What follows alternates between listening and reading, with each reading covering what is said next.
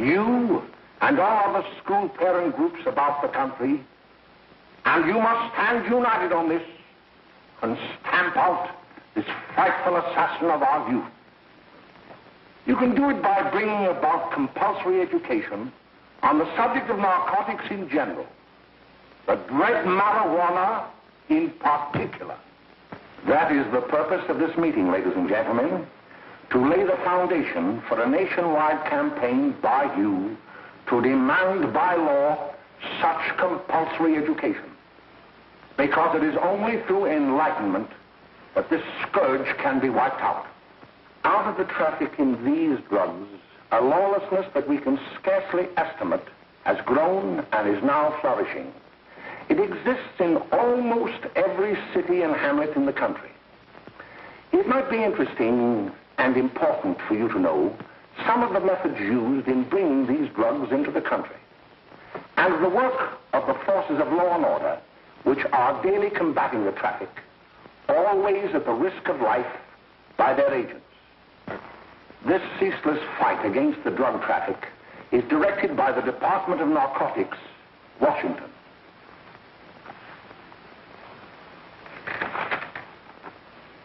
I've received a letter of vital importance from a member of the Narcotics Bureau.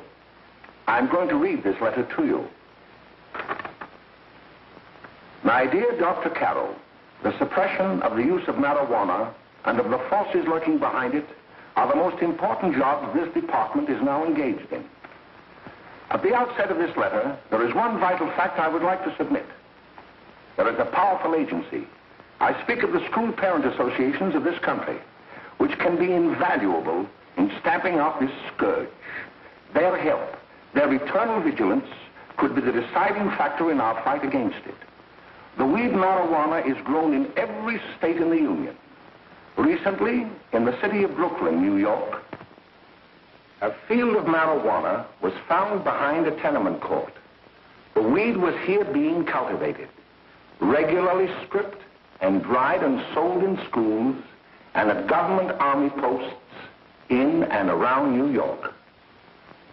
The dried leaves and berries are ground up and made into cigarettes by a simple hand machine. The deadly narcotic is thus quickly and easily prepared for its market. The sale of marijuana is even more difficult to detect and halt than the traffic in drugs such as opium, morphine, and heroin. They are hidden in fake jewelry cases, in the heels of shoes, women's shoes especially, because the drugs can be secreted in false heels. Hollowed shaving brushes are another medium. Books with false centers are often used. Watch cases are convenient hiding places. The value of drugs thus seized is enormous. Recently, a huge supply of heroin was taken. It was concealed in an apparently harmless shipment of 35 barrels of olive oil. The deadly drug was burned in the incinerator of the Bureau of Engraving and Printing. And more vicious, more deadly, even than these soul-destroying drugs, is the menace of marijuana.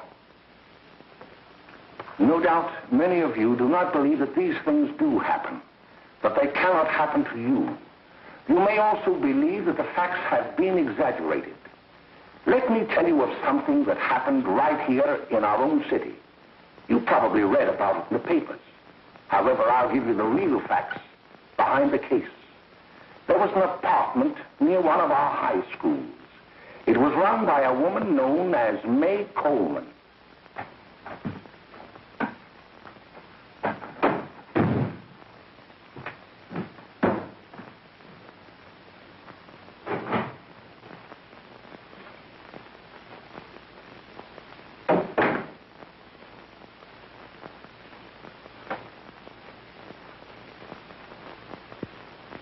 Hey, come on, Mae, get up. What time is it? Time to get up and give this place a going over. Looks like the Marines had landed. Oh, that bunch last night was high enough to take over the Marines and the Navy. You better get on the job. Some of the kids may be up this afternoon. Oh, Jack, we can get along without dragging those young kids up here. Oh, why don't you button up your lip? You're always squawking about something. You got more static than the radio.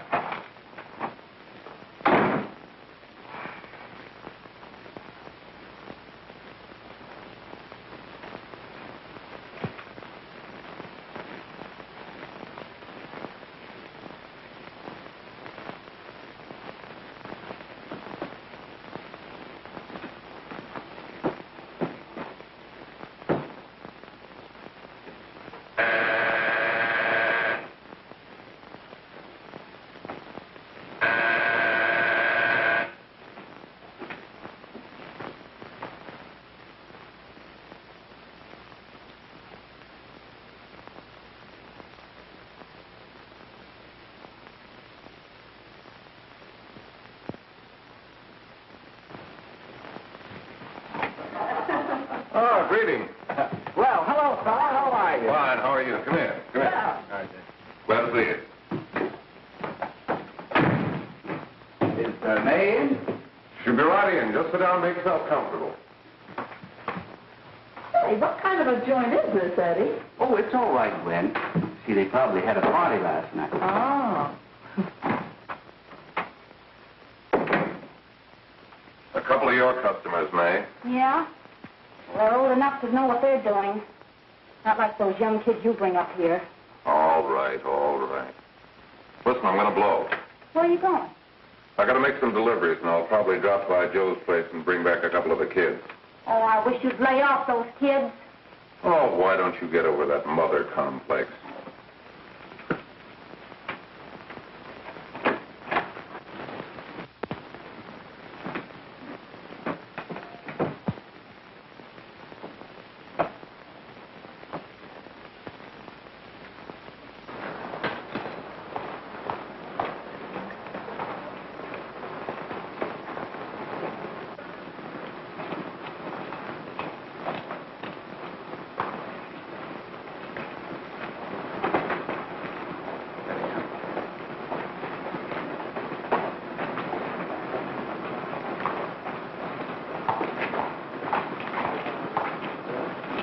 Oh, by the way, Ralph, I'm sort of getting a little party Saturday afternoon over at my grandmother's. You know, the place with the swimming pool? Like to come? Thanks, Eddie. Maybe I will. I'd sure like to have you. Okay, I'll probably drop over. So long, Ralph. See you later. Hey, Ralph. Hi, kid. Fine, Jack, and you? Oh, great. Where you heading? Oh. Hey, how do you like that?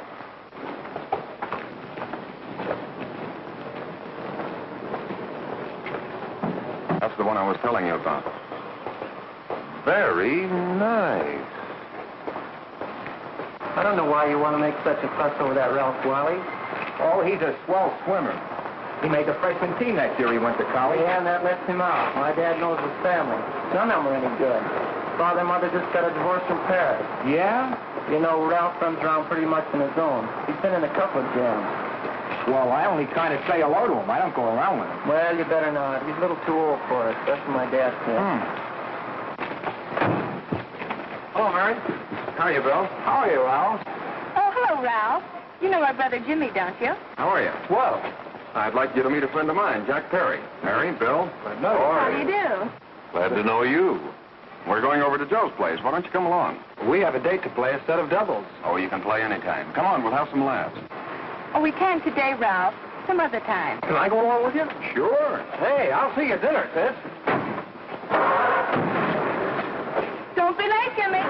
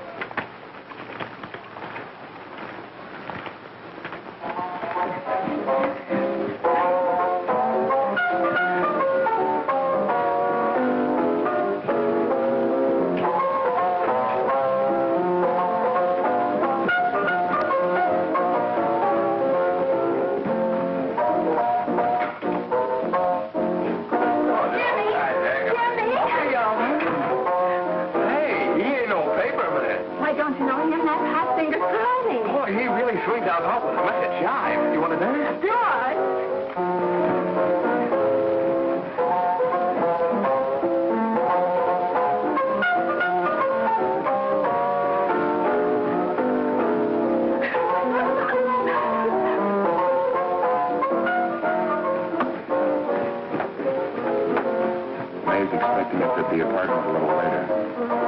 Any new prospects? Maybe.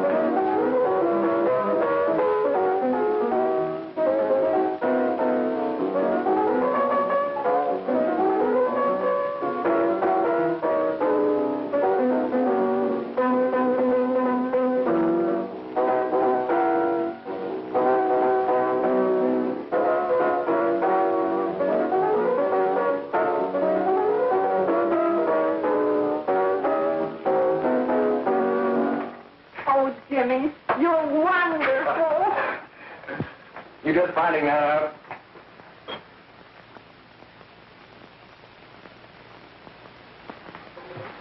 Why can't we go now? Good. Hey, kids, we're having a little party up at my girlfriend's apartment. Wouldn't you like to come? Oh, I'd love to. You want to come, don't you, Jenny? Oh, sure. Any place with you. Well, come along. We can all go in my car.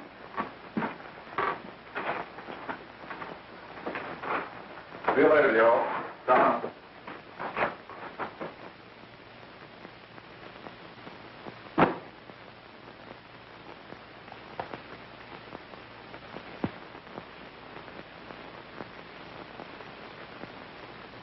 It's sweet of you to help me, Bill. Well, I'll try anything except domestic science. Why, Bill, don't you want to learn something about running your own home? The answer is no. You know, after that session we had yesterday, I went home and told Mother that the trouble with her pot roast gravy was she hadn't added 3 heaping teaspoonfuls of olive oil. What did she say? She didn't say anything. She just threw me out of the kitchen. Well, I don't wonder. Hello, children. Hello, Mother. Hello, Mrs. Lane. That was sweet of you, Mother. Gosh, hot chocolate. Thanks, Mrs. Lane. I know you can't study on empty stomachs. Now then, enjoy yourself. He will. She will too, Mrs. Lane. May I? Oh, thank you, kind sir. You're so very, very kind. Mary, before we do that math, how about reading some of this? It's swell. Romeo and Juliet. Don't you like it? Uh-huh. You know, when I study this, I kind of think of you. I just sort of feel as though you're there beside me. Well, listen. It is my soul that calls upon thy name. How silver sweet sound lovers' tongues by night, like softest music to attending ears. Romeo, My dear, what o'clock tomorrow shall I send to thee? by the hour of 9. I will not fail. 'Tis 20 years till then.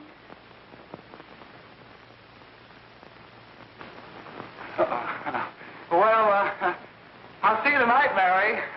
Bye, Mrs. Lane. Goodbye. Goodbye, Bill. So long. Gotcha. Oh, Oh, I guess I'm all right. Well, bye. Bye. Hey, Jay! Oh, Julie. Hey. Hey, Dad, you got anything for me? Well, there should be. Don't bother your father every night. Have you? There you are. What made you so late, Bill? I was getting worried. Well, I had to study, Ma. He was not. I saw him out walking with his girl. Bill's got a girl. Got a girl. Ma, make him cut it out. Junior, Well, Bill has got a girl. quiet. And put that candy away till after dinner. Henry, you shouldn't have given it to him. Well, he has got a girlfriend, and her name is Mary. Yeah, I'll shut you up. Bill, Junior, put that carrying on. Junior! Oh, that's the number down there. All right there, young. Mary's little man. Mary's little man. I didn't mean to Bill honest, I didn't. Oh, well, what I'm burned up about is it just didn't say Bill had a swell girl. Gee, it must be love. She'd have to be swell for you to like her. Uh-huh. Sounds like you want something. Come on, what is it? Well, it's my model airplane. It won't work. Gosh, Bill, you could fix it. You can fix anything. Okay, I'll fix it. Dad, read me for you, will you? Go ahead. Here we are. You see? Oh, hello, Jimmy. Mary told me to wait and tell her she had to go home. Her mother wanted her to go to the dressmaker with her. Oh, thanks, Jimmy. Must be getting grown up. I see Mary let you have the car. Yeah. Can I take you any place? Well, I wasn't going any place in particular. Well, then, how about driving you over to the show's place with me? I'll buy you a soda. I never drink that stuff. Well, gee, I'll buy you something else. Okay. You're on the hook for one root beer. Well.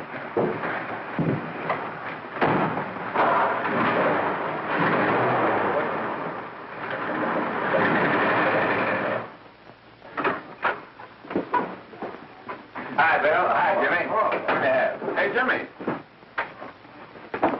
Hello, Jimmy. Hello, Bill. Come on, slide in. Hello, Blanche.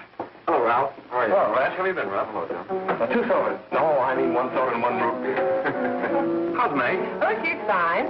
We're going up to her apartment a little later. Couldn't Bill come along? Mm-hmm. Well, don't Come on along. Bill, you'll get a kick out of it. Thanks just the same. Oh, come on, Bill. Mary won't be jealous. Why, sure. None of the kids will be there. It's teens. Well, I don't know. I really shouldn't. Well, okay.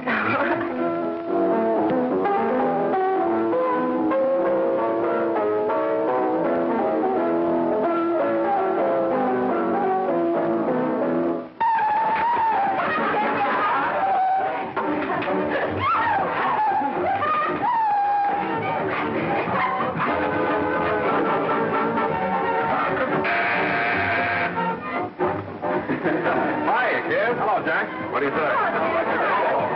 Yeah, come on in.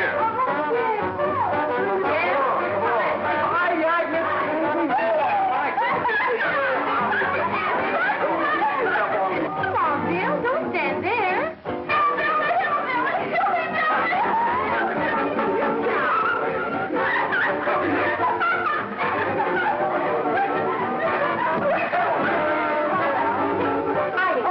Mae, this is Bill Harper. He's okay. Hello. Well, if you say so, it's all right with me. I'll be back in a minute. Hiya, kids. How you doing?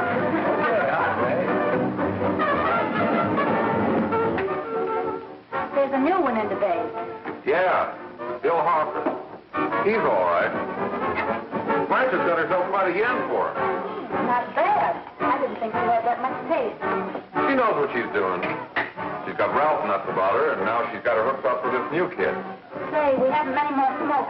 You better run over and get some. Why couldn't you find that out when I was here this morning? Now I've got my car in the shop. Well, what of it? That kid out there, Jimmy. He's got a car. He'll take you. Come on, get going. Hurry up.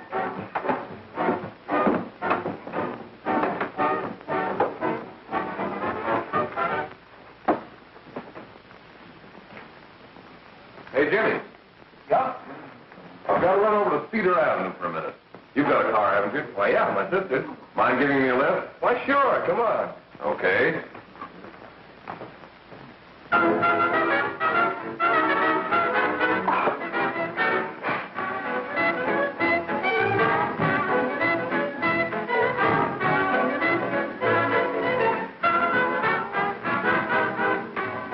No, thank you.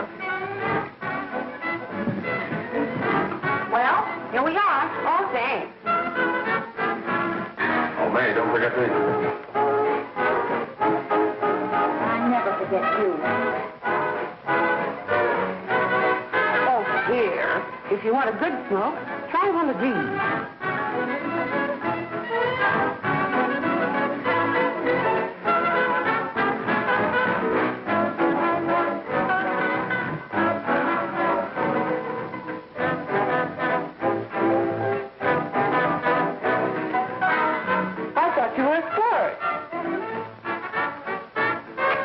If you're afraid.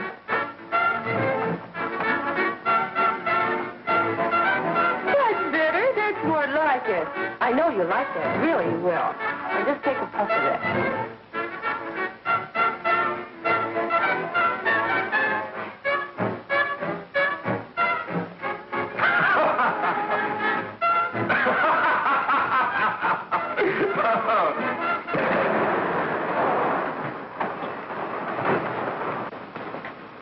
Just be a minute, kid. Hey, Jack, give me a cigarette before you go, will you?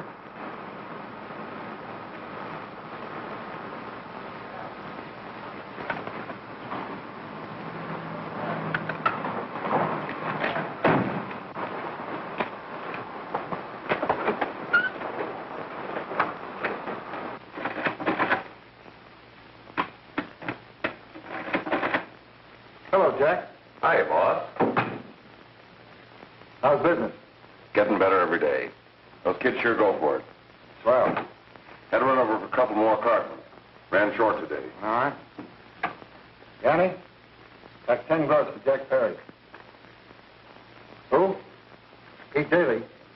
All right, send him in. It's all right, stay where you are.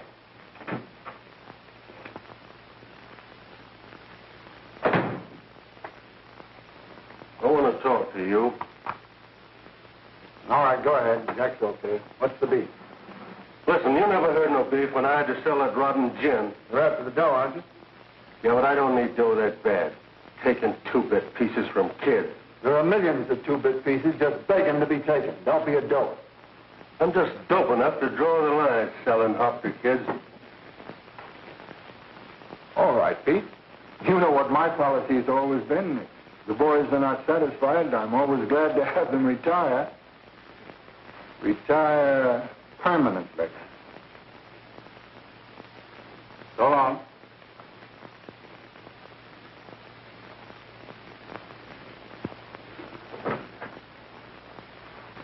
I only wish you had a couple of kids so I could... Get out! All right, Jack, pick up your stuff from Danny. It'll be ready by now. Okay, well.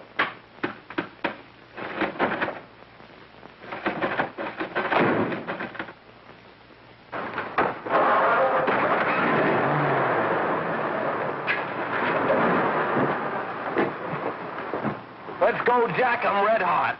Better be careful how you drive it. The first thing you know, you'll be ice cold.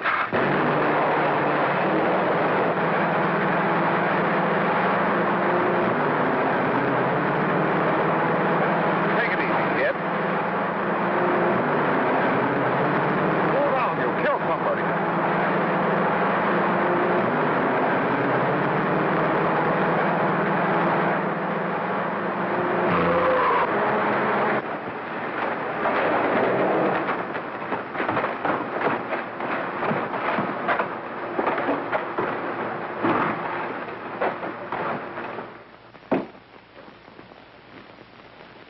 Mary, you're not eating your breakfast again.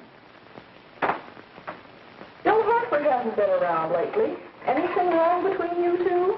Why should there be anything wrong? There shouldn't be, I'm sure. And whatever it is isn't serious, I know.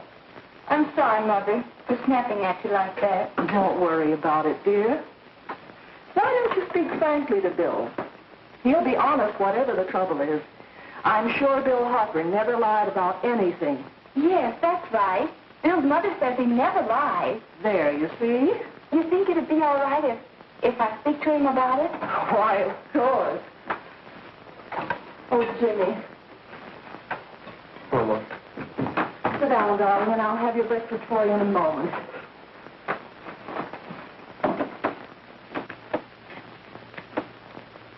Jimmy, What have I got to worry about? why don't you tell me? Oh, for Pete's sake, don't start to cross-examine me, will you? I'm all right. Jimmy! Don't let Mother see you like that.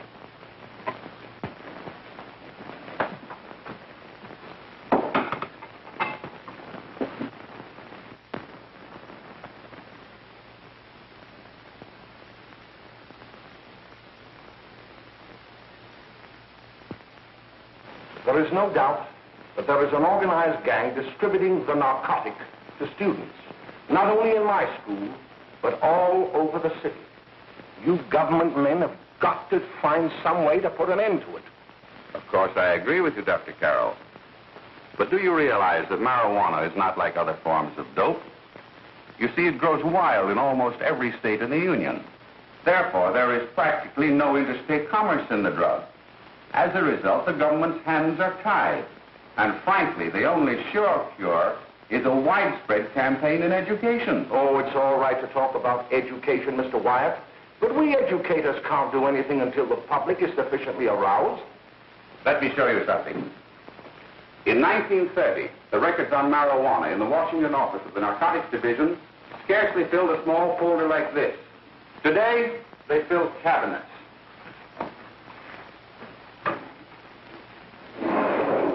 All these devoted to marijuana records. Here is an example. A 16-year-old lad apprehended in the act of staging a holdup. 16 years old and a marijuana addict. Here is a most tragic case. Yes, I remember. Just a young boy. Under the influence of the drug, he killed his entire family with an axe. Then there is the most vicious type of case. Here, in Michigan, a young girl, 17 years old, a reefer smoker, taken in a raid in the company with 5 young men. Here is a particularly flagrant case. Yes, I remember. The newspapers made quite a play of it. In West Virginia, wasn't it? Yes. And there are hundreds of them coming up, new ones every day. I'd like to take these records, if I may. I feel they would be of invaluable assistance to me in combating the evil in my school. You're very welcome, Dr. Carroll. Thank you. Sit down, Bill. There seems to be something wrong. What is it? You were always a fine student. You always had excellent grades. Well, I guess the work is getting a little harder, Dr. Carroll. No, it isn't that. Bill, I'd like to help you. But of course I can't unless you let me. You're undermining your health. Well, there's nothing, Dr. Carroll. Really, there isn't. I'll study harder, honest. Honest? If you were being honest with me and honest with yourself, I'm afraid you'd tell me an entirely different story. Bill, I'm going to ask you a straightforward question.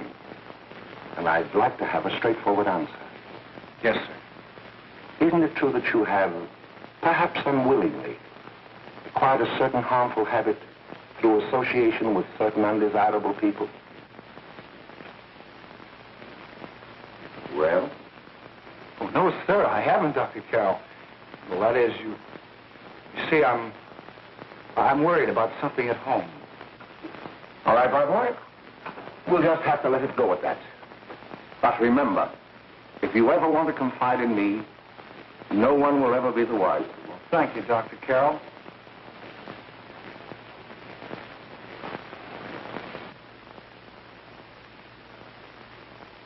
Hello, Mary. You want to play a set? Thanks, Teddy, but I'm waiting for someone. Well, if you're waiting for Bill, he hasn't been here for weeks.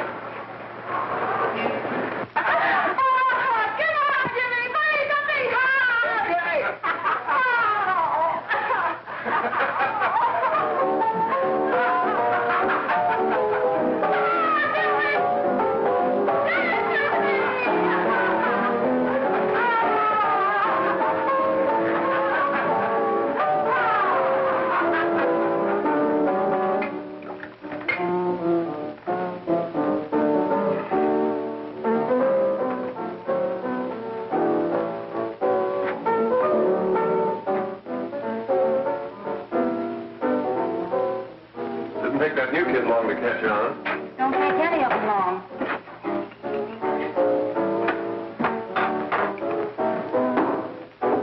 Say, don't you ever get fed? You're feeding me, can't you see?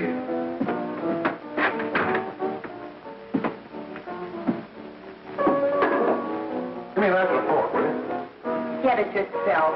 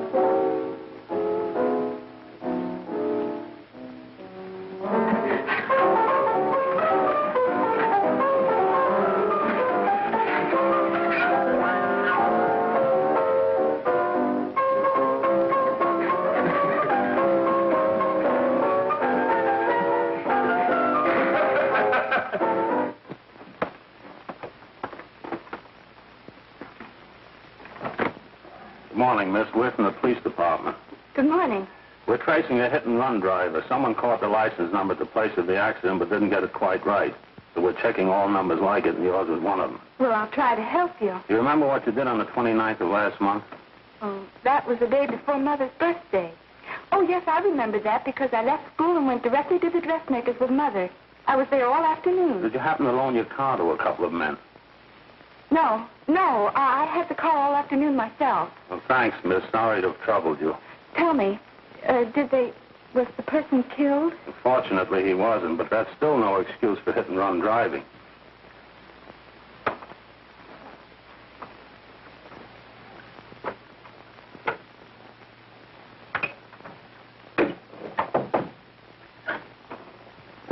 Has Jimmy Lane been here today? He was in. He went over to Mae's place. You know where that is. Well, he was going to wait for me here, so he didn't give me Mae's address. Are you sure Jimmy didn't leave any message for me? Mary? No, he didn't. But I guess you're okay. I'll write it down for you.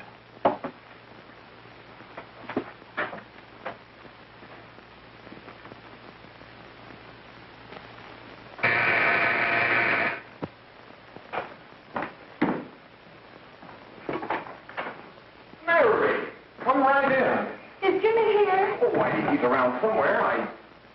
I think he went out to take Agnes home, but he'll be right back. Come in and sit down, Mary. And let me take your coat.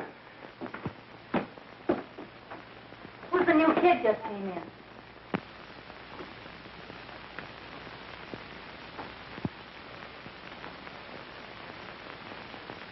Oh, it's that gal that Ralph's gone overboard for. It's funny, we've never been able to get her up here before.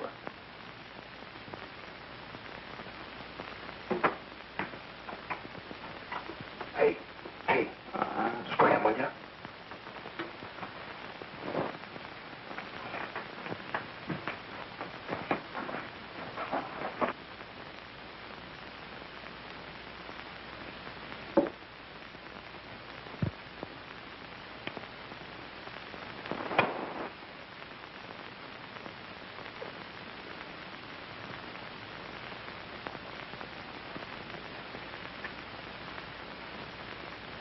Smoke, Mary?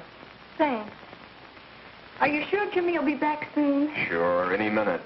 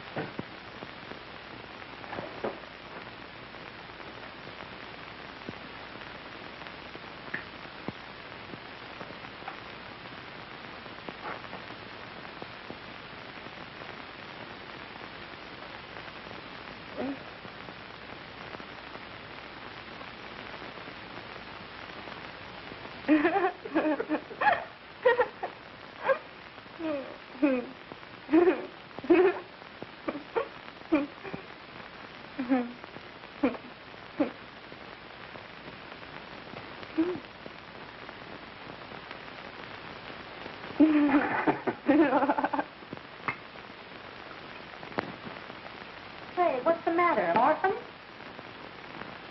Where do you put it? You got a hollow leg? Thank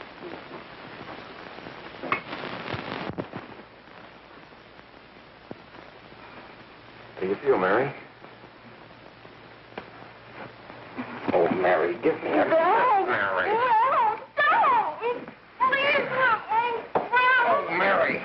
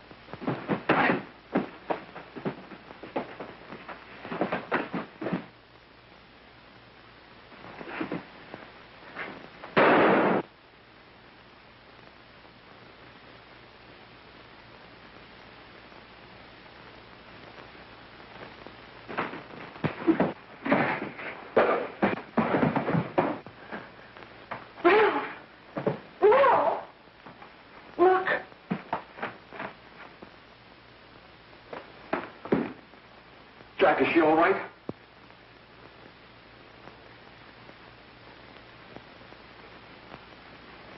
She's dead. Mae, get me some water. Now listen, you two. I want you to get out of here. Get out of here and forget you're ever in here today. I'll handle this. Now get going.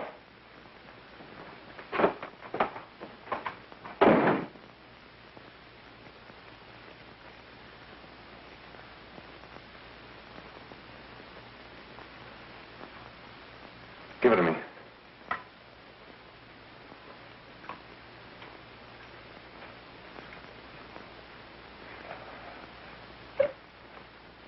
Here.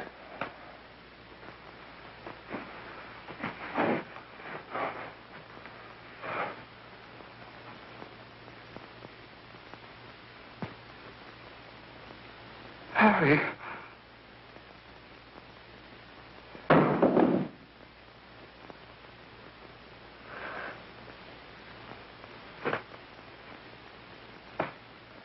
Mary. Mary. What happened? You killed her.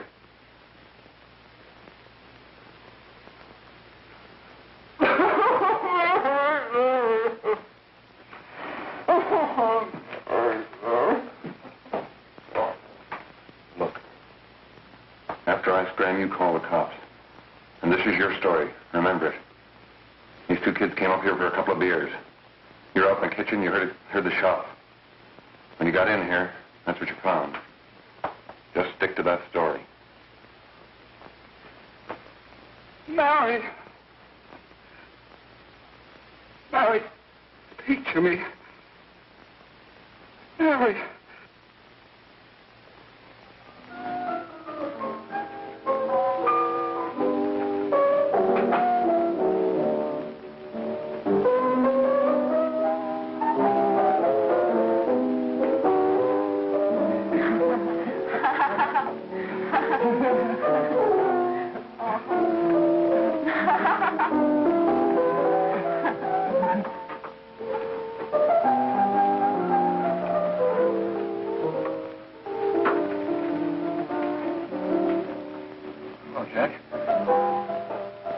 Talking to a friend of mine, a cop, sergeant on the homicide squad. The guy you hit that day died. Died? I mean, you didn't... No. I didn't crack. I'm not going to. Nobody will ever know you were driving that car. Well, thanks, Jack. Just as long as you keep your mouth shut that you were ever up in Mae's apartment. Why, sure, Jack, sure. Okay.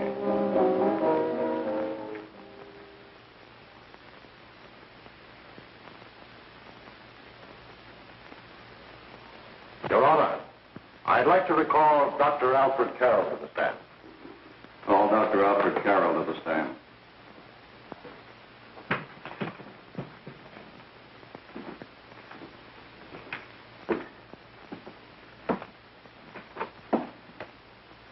Dr. Carroll, as principal of the Lakeside High School, did you, during the last 3 months, notice any changes in the demeanor and attitude of your student, William Harper? Yes, in a number of things. For example, at times disassociation of ideas. In another instance, I happened to attend the recent interscholastic tennis matches. And while Bill Harper had been considered an exceedingly good player, I saw him miss the ball by as much as 3 or 4 feet. This, I understand, could be attributed to the use of marijuana. It causes errors in time and space. Objection, Your Honor. The witness has been qualified to express opinions upon the effect of narcotics. Sustained. Dr. Carroll has been called merely as a character witness. Well, then, although you didn't know to your own knowledge that the defendant was using marijuana, did you notice any changes that would lead you to believe, as an educator, that he was under some severe mental strain, which might possibly have been induced by some drug? Yes, I recall distinctly a few weeks ago. It was during a class of English literature. There was a serious discussion of Shakespeare's Romeo and Juliet when he suddenly burst into an uncontrollable fit of hysterical laughter. Oh, by the way, Dr. Carroll, 6 months ago, what would have been your opinion regarding the character of my client? He was a fine, upstanding American boy, a good scholar, a good athlete, and representative of the caliber of young men we are proud to graduate from our school.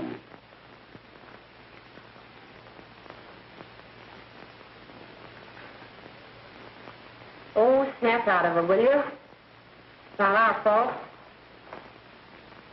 Why'd I ever bring him up there anyway? He's just a kid. I can't hang him.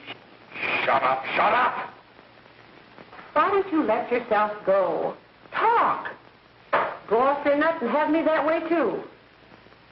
It was his own fault, wasn't it? Shut up! They've got us hidden out, haven't they? The cops can't find us. Jack, I want to get out of this place. You're going to stay here as long as we have to keep those two out there undercover. Until the trial's over. The boss gets a better idea. But they're getting on my nerves. It can't last much longer. I'm not worried about her. We got to keep him gagged. Oh, he's about ready to crack. All you got to do is keep him from having too many reefers. Any day now, that punk will get hot. He'll probably spill and tell all he knows if he gets the chance.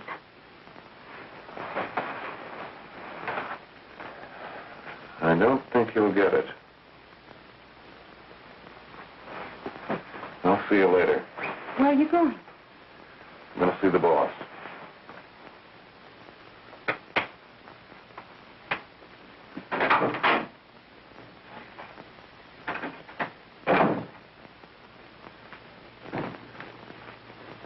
Hello, Jack. Hello, boss.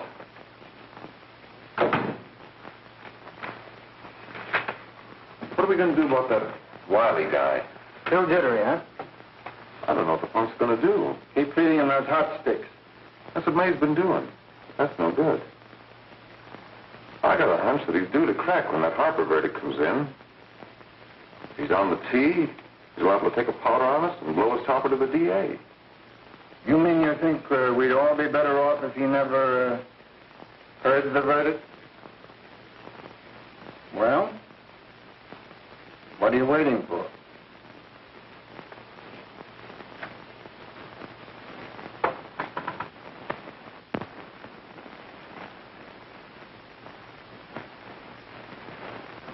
You, ladies and gentlemen of the jury, have a duty to perform. A duty to yourselves and to our community. Mary Lane is dead. The evidence you've heard at this trial could not have failed to convince you of the guilt of the defendant. By his own admission, he pressed the trigger of the weapon that sent lovely and innocent Mary Lane to a tragic and untimely death. We are not so much concerned about the motives behind the deed as to the deed itself. While the defendant has told you that he saw someone attacking Mary Lane and that his mind went blank from that moment on, the defense has been unable to produce one witness to substantiate that statement. Now, ladies and gentlemen of the jury, you heard able men testify at this trial, men who have tried to bring out the fact that the defendant might have become momentarily insane when he fired the shot that killed Mary Lane. But the defense has been unable to prove that he was insane. William Harper was sane when he visited the apartment where the tragedy occurred. He was in the habit of visiting the place. He was sane when he went into a bedroom with another young woman. You've all heard what went on in that room. You heard it from the defendant's own lips. Involved as he was in a tawdry love affair, Mary Lane was in the way. She had found him out. In a moment of anger, he deliberately and willfully killed her. If such deeds are permitted to go unpunished, this community would cease to be a decent and safe place for us or our children to live.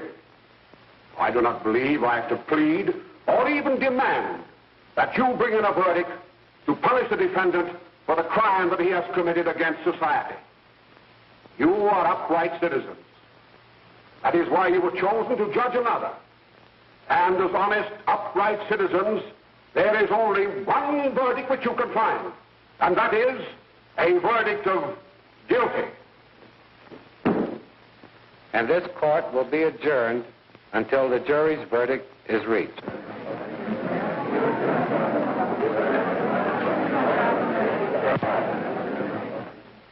I suppose you all feel the same about this case.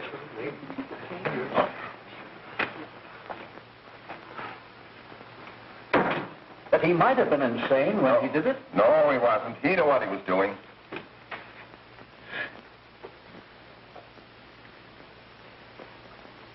But supposing he was insane? You can never make me believe it nor anybody else. We'll take a first vote.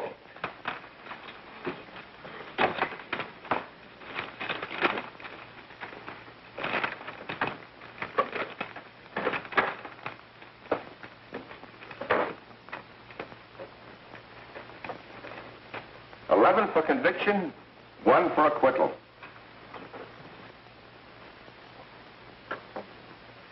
But there's a reasonable doubt about the boy's sanity. We can't. No doubt about the fact that he murdered her. He admitted it himself. That wasn't the first time he was there.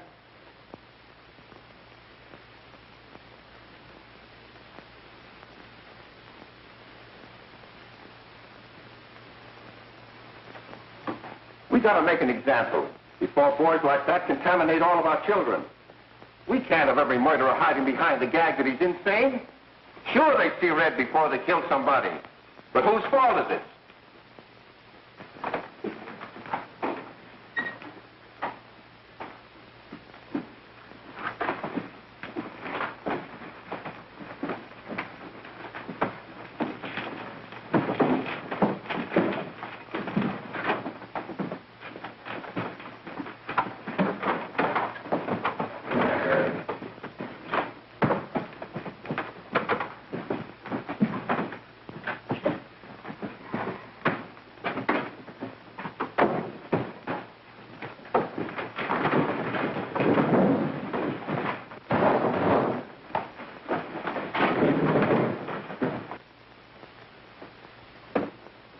Have you reached a verdict?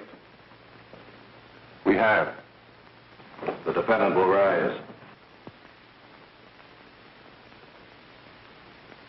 What is your verdict? We find the defendant guilty, discharged.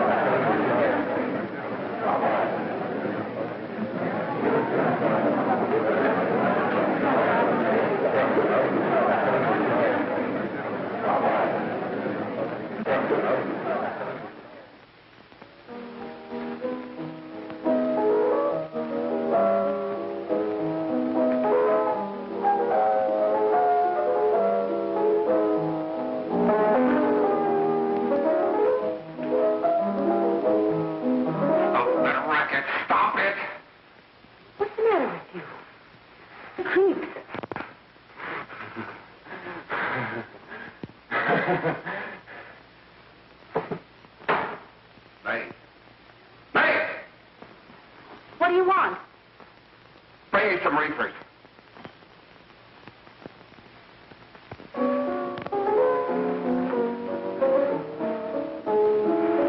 They're going to hang him. Blanche, they're going to hang him. Oh, come on. Get a hold of yourself. Here you are. And quit that crazy laughing. Where's Jack? I want to get out of here. They'll pick you up and hang you if you don't pipe down. I want to see Jack. Jack. I want to see Jack. Jack. You better quiet him. I can't do anything with him.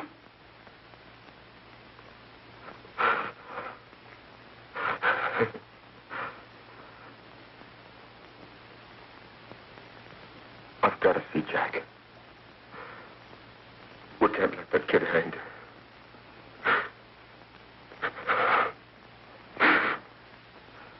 He'll be here. Don't worry. He'll be here in a little while. I've got to see him. You've got to see him.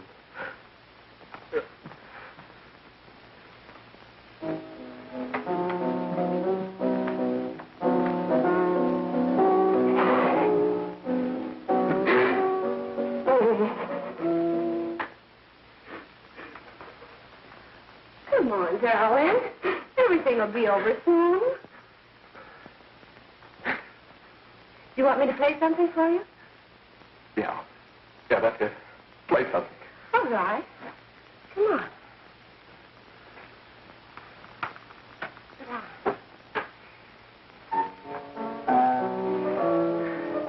Honey, give me a smoke, will you?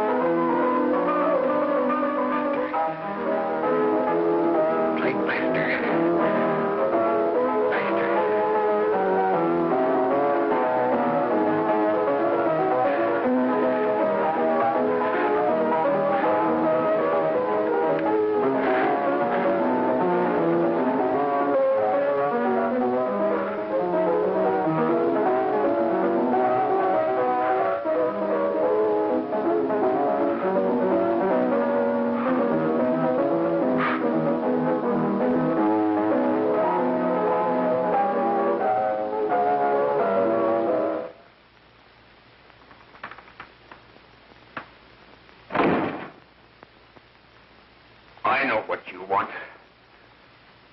You want to kill me. You're crazy. Take it easy, kid. I just want to talk to you.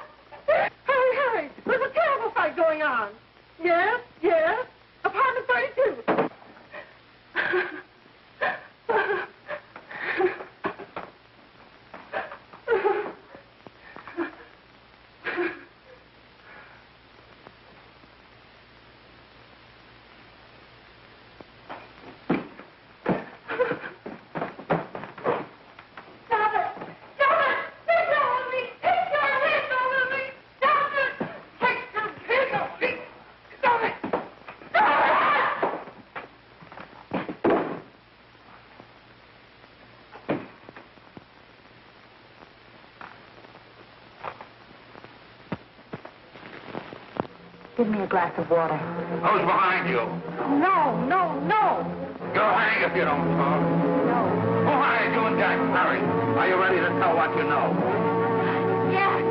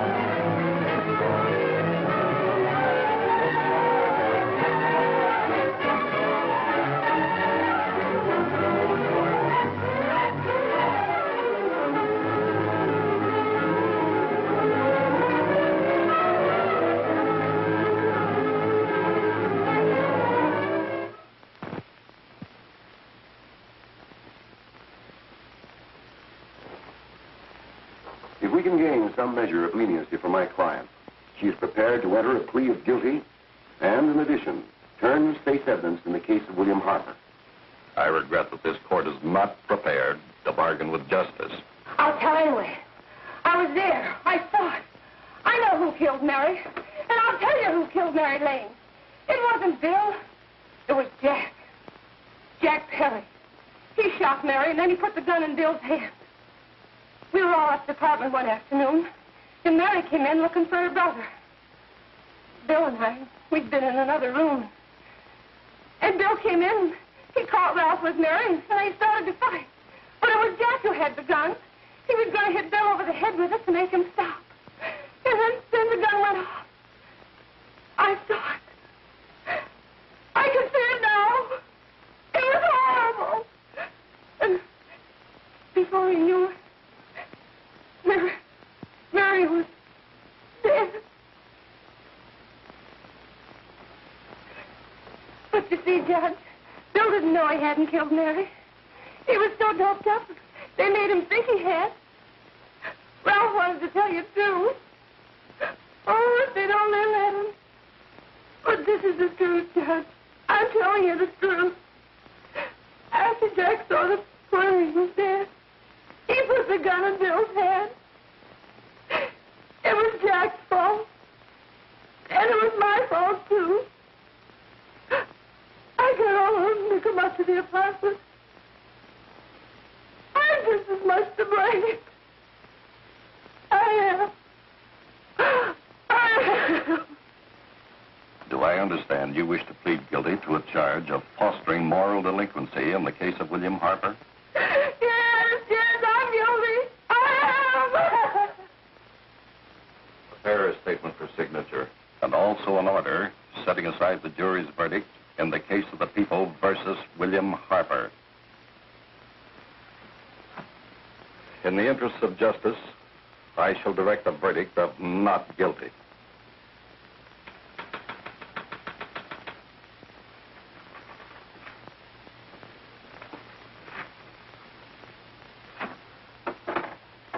Sign here, please.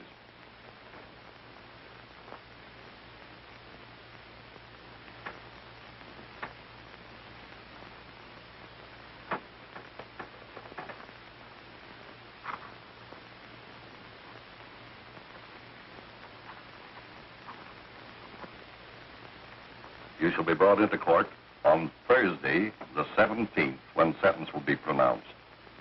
Meanwhile, you will be held as a material witness in the case of the people versus Ralph Wiley.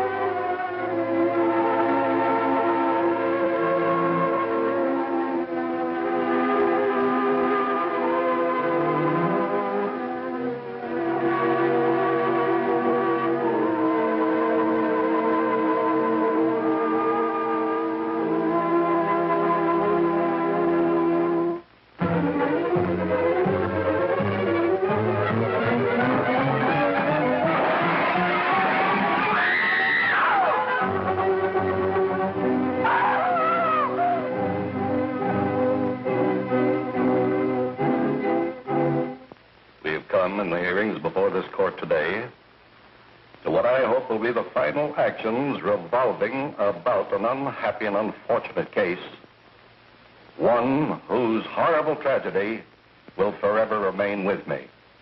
I am happy to have been enabled, before it was too late, to order the verdict of the jury in the case of the people versus William Harper to be set aside. But, young man, although this court is convinced that to declare you guilty would have been a gross miscarriage of justice, we cannot condone your acts. And we can express only the hope that your experiences may not alone keep you, but thousands of others from the vicious pitfalls of marijuana. Thus, I am ordering you to remain in this court during the next case, so that you will be obliged to witness what you yourself so narrowly escaped. Call the case of the people versus Ralph Wiley.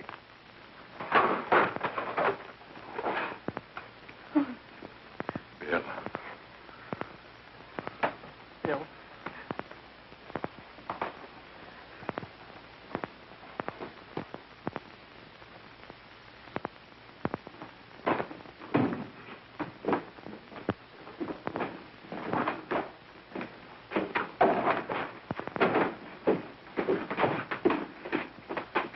Your Honor, in this case, the state waives trial of the defendant, Ralph Wiley. It is convinced that he is hopelessly and incurably insane, a condition caused by the drug marijuana to which he was addicted. It is recommended, Your Honor, that the defendant be placed in an institution for the criminally insane for the rest of his natural life. Defendant counsel joins the state in this request.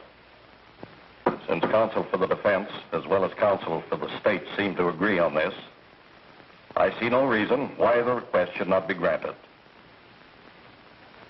Yes, that happened right here, to your neighbors.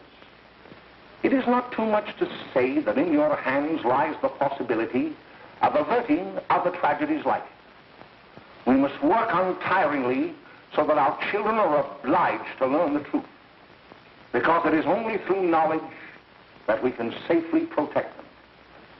Failing this, the next tragedy may be that of your daughter, or your son, or yours, or yours, or yours.